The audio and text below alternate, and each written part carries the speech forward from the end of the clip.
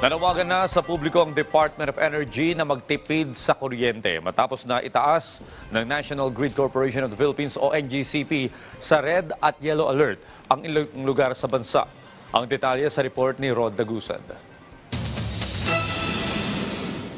Tinututukan na ng Department of Energy ang sunod-sunod na pagtataas ng red at yellow alert sa Luzon at Visayas grid. Ayon sa kagawaran, tuloy-tuloy ang kanilang koordinasyon sa NGCP at lahat ng generation companies ngayong matindi ang init at mataas ang konsumo sa kuryente. Simula nitong Martes, manipis ang supply ng kuryente sa Luzon at Visayas. Ngayong araw, muling itinaas ang red alert sa Luzon grid mula alas 3 hanggang alas 4 ng hapon at alas 8 hanggang alas 10 ng gabi. Yellow alert naman mula alauna hanggang alas 3 ng hapon, alas 4 ng hapon hanggang alas 8 ng gabi at alas 10 hanggang alas 11 ng gabi. Ayon sa NGCP, 19 na power plant ang naka-shutdown habang isa naman ang mababa ang produksyon. Sa Visayas grid, nakataas naman ang red alert mula alas 6 hanggang alas 7 ng gabi. Nasa 13 planta ang naka-force outage at siyam ang bawas ang produksyon. Nagpapatuloy ang pakikipag-ugnayan ng DOE sa mga generation company kaugnay ng pagbabalik ng kanilang mga planta. Kasabay nito ang pagpapaalala na sundin ang Grid Operating and Maintenance Program. Base sa tala ng NGCP, naabot na ng Luzon at Visayas grid ang pinakamataas na demand para sa taong ito. Sa Luzon grid, naitala ang 13,222 megawatts bandang 2:48 PM, habang sa Visayas grid naman ay nasa 2,525 megawatts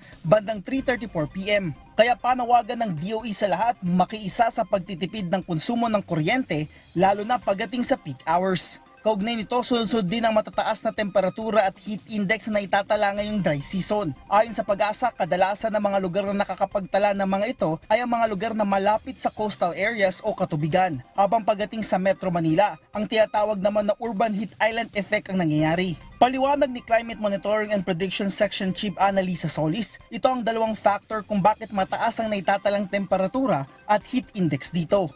By April, ang possible po na pinakamainit o mataas na temperatura ay around 39.7 dyan sa may Northern Luzon. Samantalang as of April 15 ay nakapagtala na po ang Etiaga Isabela ng 40 degrees centigrade na mainit na temperatura. So sinabi nga po natin as early as bago pumasok itong warm and dry season months natin, sinabi ng DOST Pag-asa that this could be one of the warm and dry season months natin. Anya ito ang mainit na tag-init na kaugnay pa rin na nagpapatuloy na El Nino.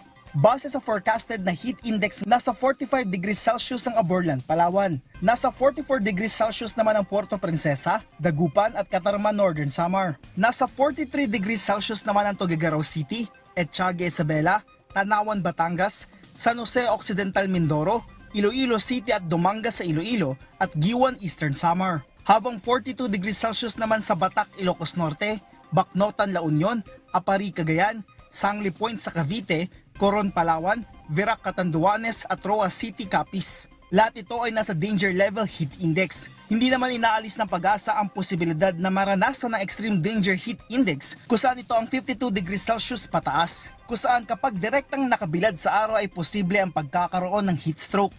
Historically kasi, medyo ang matataas nating temperatura na itala during the months of April as well as during the months of May.